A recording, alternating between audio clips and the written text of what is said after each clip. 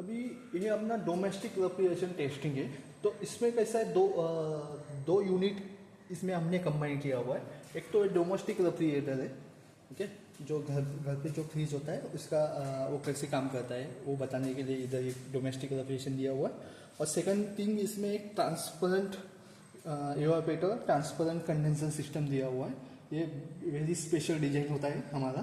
तो इसमें कैसे होता है कि हम जो हम इस स्टूडेंट को एक्सप्लेन करते हैं, जो अपना वीसीआर सिस्टम होता है, वीसीआर सिस्टम में जो वीसीआर सिस्टम मतलब आरएससी में दो सिस्टम होते हैं, एक वीसीआर और एक वेपर ऑब्जर्वेशन। वेपर ऑब्जर्वेशन के बारे में एक्सप्लेन किया। अभी ये वीसीआर सिस्टम है। वीसीआर मतलब वेपर कॉम्प्रेशन सिस्टम। ओके, तो वेपर कॉम्प्रेशन रेफ्रिजरेशन सिस्टम में क्या होता है, तो इसमें कॉम्प्रेसर होता है। ये हो गया कॉम्प्रेसर, ठीक है। फिर उसके बाद होता है कंडेंसर, ये हो गया कंडेंसर। ओके, ये कंडेंसर कॉइल हो गया। फिर उसके बाद होता है एक्सपेंशन डिवाइस, ये हो गया एक्सपेंशन डिवाइस। ओके, फिर एक्सपेंशन डिवाइस या टोटल डिवाइस के बाद फिर आता है एवापोरेटर, ये हो गया ऊपर वाला एवापोरेटर। ओके, एवापोरेटर कॉइल हो गया। फिर एवापोरेटर से वापस ये लाइन वापस फिर से वो कॉम्प्रेसर में जाता है। ओके, ये चार वेपर कॉम्प्रेसर सिस्टम में ये चार चीज जरूरी है: compressor, condenser, expansion device, evaporator, ये चार चीज जरूरी है। अभी ये कॉम्प्रेसर है। ओके, ये पूरा सिस्टम जो आपने लाइन दिखाया हुआ है पूरा क्लोज सिस्टम है। ओके, तो अभी फर्स्ट ऑफ ऑल इसके अंदर जो अभी ये प्रेशर दिखा रहा है, ये जो प्रेशर दिखा रहा है प्रेशर गेज में, प्रेशर गेज P1 और P2। ओके, इसके अंदर अभी ये जो गैस डाला हुआ है, इसके अंदर जो गैस है वो गैस का नाम है R134A। ओके, तो वो वाला गैस है। तो वो वाला गैस में क्या है, ये गैस का अभी स्टैंडिंग प्रेशर दिखा रहा है, मतलब इस सिस्टम में अभी गैस फिल्ड है, लीकेज नहीं है। ओके, तो अभी क्या, जैसे ही मैं कॉम्प्रेसर स्टार्ट करूंगा, तो कॉम्प्रेसर स्टार्ट करने के बाद क्या होता है, जैसे ही कॉम्प्रेसर कोई चीज, कॉम्प्रेसर का मतलब क्या होता है, कोई भी चीज को कॉम्प्रेस करना। इसके अंदर जो गैस है वो उसको क्या करेगा, सब करेगा, कॉम्प्रेस करेगा और डिलीवर करेगा। जैसे ही कोई भी चीज को हम कॉम्प्रेस करते हैं तो उसका रिजल्ट क्या होता है, उसका हाई टेम्परेचर और हाई प्रेशर हो जाता है। इसलिए ये लाइन रेड कलर से दिखाया है, क्योंकि इसका प्रेशर ज्यादा है और टेम्परेचर ज्यादा है। तो ये हो गया अपना T2 P2। Okay, high discharge pressure. तो यहां से ये लाइन गया, किसमें गया, कंडेंसर में गया। कंडेंसर में क्या होता है, कंडेंसर में कंडेंसेशन होता है, मतलब सब कूलिंग होता है। ओके, तो जैसे आपने इधर कॉम्प्रेस किया था, कॉम्प्रेस करने के बाद हाई प्रेशर और हाई टेम्परेचर होने की वजह से यहाँ पे प्रॉपर गैस था। तो गैस के बाद क्या हो जाता है, कंडेंसेशन होने के बाद गैस से लिक्विड में कन्वर्ट हो जाता है। क्यों? क्योंकि हम उसको कूलिंग कर रहे हैं। जैसे आप देखते हैं घर पे आपने ये बर्तन में पानी रखा है, पानी को बॉइलिंग किया, तो पानी जो बॉईल होता है वो ऊपर जाता है और उसके ऊपर एक पतले ऊपर ढक्कन रख देते हो, तो ढक्कन के ऊपर क्या हो जाता है, ड्यू टू कंडेंसेशन की वजह से पानी जमा हो जाता है। तो इसको कंडेंसेशन होने के बाद ये वेपर्स प्रॉपर जो गैस से वो इस लिक्विड में कन्वर्ट हो जाएगा। तो आपको यहाँ पे उसका ये ट्रांसफर होने की वजह से आपको यहाँ पे उसका फेस ट्रांसफर दिखेगा यहाँ पे।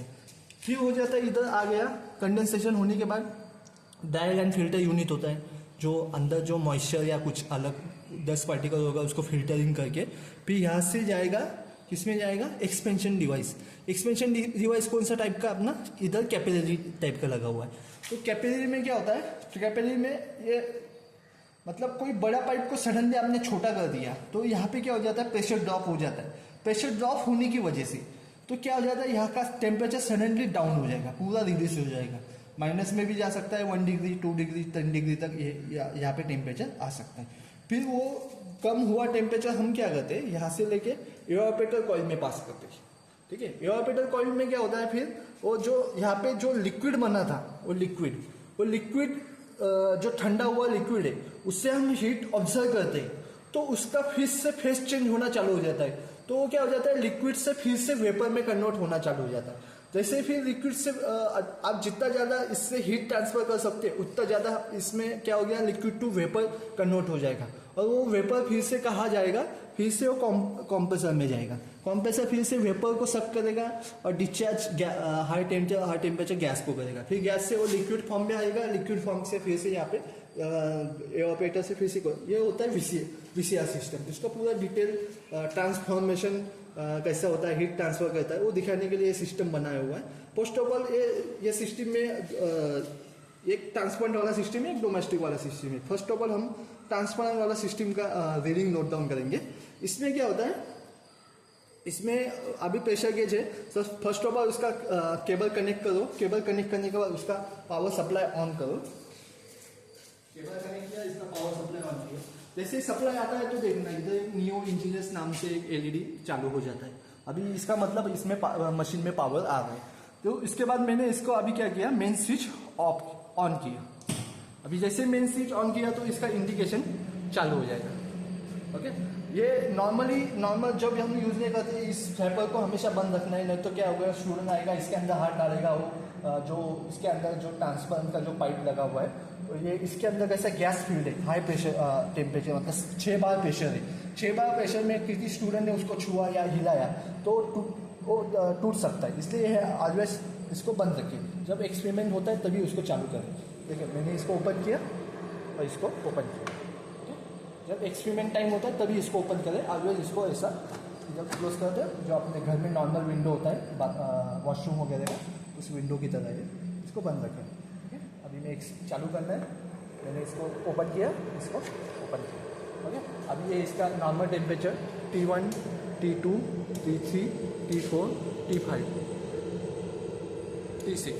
ओके, अभी इसमें टोटल टेम्परेचर कैसा है। T1 मतलब बोले तो suction temperature of the compressor. Okay, T2 बोले तो discharge temperature of the compressor, जो कॉम्प्रेसर के अंदर रेफ्रिजरेंट इनलेट और आउटलेट है उसका टेम्परेचर। T3 का कौन सा होगा, T3 होता है आफ्टर कंडेंसर, जो यहाँ पे दिखाया होगा T3 इधर। ओके, T3 कंडेंसेशन होने के बाद फिर होता है T4 टेम्परेचर। T4 टेम्परेचर होता है आफ्टर एक्सपेंशन के बाद, फिर यहाँ पे चला जाता है। फिर T5 और T6 कौन सा होता है, इसके अंदर जो हम हवा को ठंडा कर रहे हैं, हवा एयर का इनलेट टेम्परेचर और एयर का आउटलेट टेम्परेचर। आउटलेट टेम्परेचर के लिए यहाँ पे एक सेंसर लगा हुआ है, जो अंदर दिख रहा है वो सेंसर लगा हुआ है। उसको अंदर कभी भी हाथ नहीं लगाना, जस्ट मैं शो करने के लिए बता दूँ। अंदर एक सेंसर लगा हुआ है, बस अंदर कभी ट्यूब को टच मत करो, कुछ भी हो जाए ट्यूब को टच नहीं करना है, कौन से भी ट्यूब को टच नहीं करना है। This is the first priority of handling to this system. Okay, तो उसके बाद फिर हम क्या करेंगे, अभी तो नॉर्मल स्टेज पे फिर कॉम्प्रेसर ऑन करेंगे। जैसे ही मैंने कॉम्प्रेसर ऑन किया, देखना कॉम्प्रेसर ऑन करने के बाद क्या होता है, एनर्जी मीटर चालू हो जाएगा। एनर्जी मीटर चालू होने के बाद फिर कॉम्प्रेसर चालू हुआ है या नहीं कैसे पता फाइंड आउट होगा अपने को। देखो इसका सक्शन प्रेशर कम होते जाएगा, सक्शन प्रेशर कम हो रहा है, जो 6 को दिख रहा था वो अभी कम हो गया, 3 तक चला गया, और डिस्चार्ज टेम्परेचर बढ़ता जाएगा।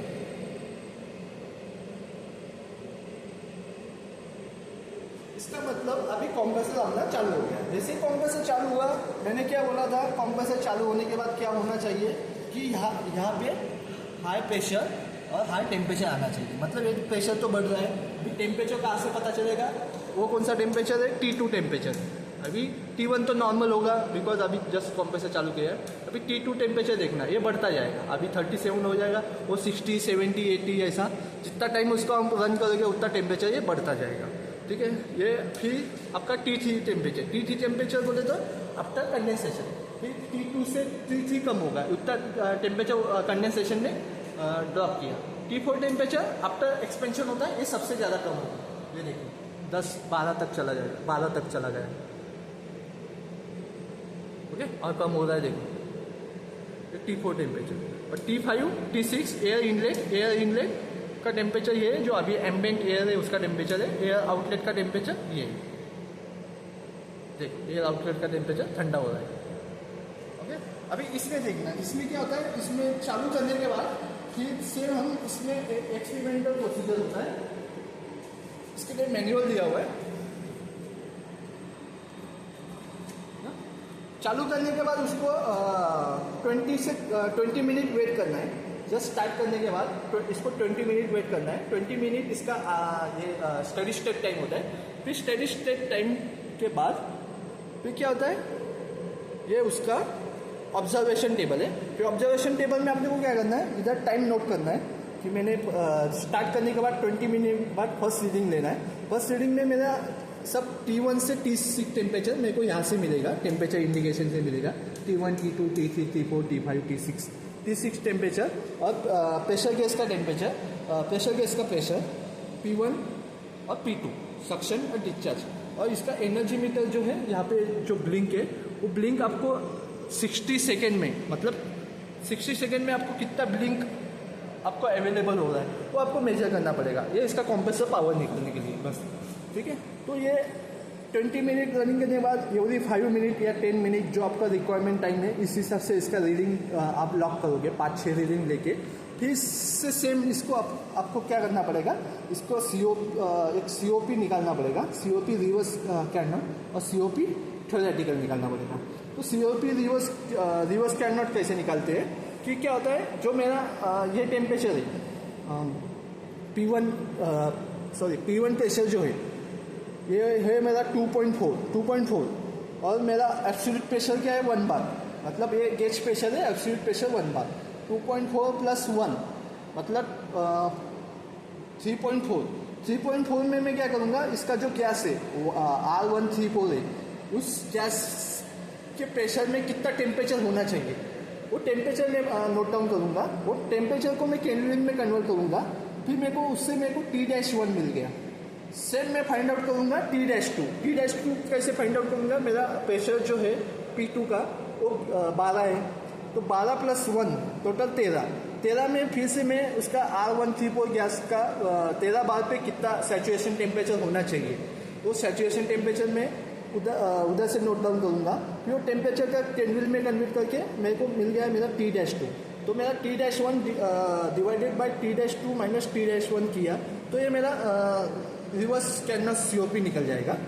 फिर उससे क्या सेकंड COP होता है थ्योरेटिकल निकालने के लिए H1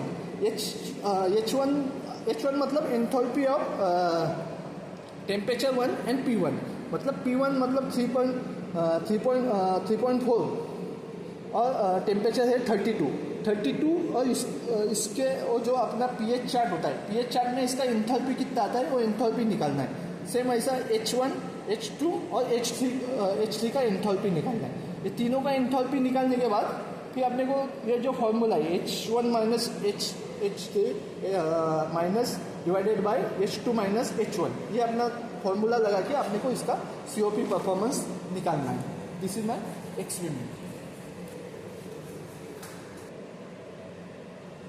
ओके, अभी देखना, इसमें देखना आप नीचे के अभी जो लाइन आ रहा है ऊपर के साइड में देखना, कहीं पे लिक्विड नहीं दिख रहा है, क्योंकि ऊपर में क्या है प्रॉपरली गैस है।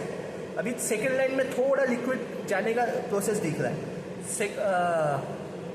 ऊपर से सेकंड लाइन में। थर्ड लाइन में देखना थोड़ा लिक्विड ज़्यादा हो गया, और फोर्थ लाइन में देखना कितना लिक्विड आ गया, मतलब ये पूरा वेपर से लिक्विड में ट्रांसफर हो गया। दिख रहा है वो जा रहा है, वो पूरा लिक्विड जा रहा है। ओके, सेम ऐसा हम इधर यहाँ पे फेस चेंज जो होता है, सेम वैसा फेस चेंज कंडेंसर में हुआ, वैसे फेस चेंज इधर होता है, एवापोरेटर कॉइल में होता है। एवापोरेटर कॉइल में देखना जो नीचे वाला ट्यूब है उसके अंदर ये जो दिख रहा है पूरा ये जा रहा है, लिक्विड जा रहा है। सेकेंड लाइन में भी थोड़ा लिक्विड है, फिर लिक्विड से वो फिर से वो देखना नीचे से ये फोर्थ लाइन ये ऊपर से नीचे जा रहा है और ये वाला नीचे से ऊपर जा रहा है, तो इसलिए इधर नीचे लिक्विड है और ऊपर के लाइन में पूरा वेपर में कन्वर्ट हो गया। तो वेपर से फिर से वो वापस किस में जाएगा, कंप्रेसर में जाएगा।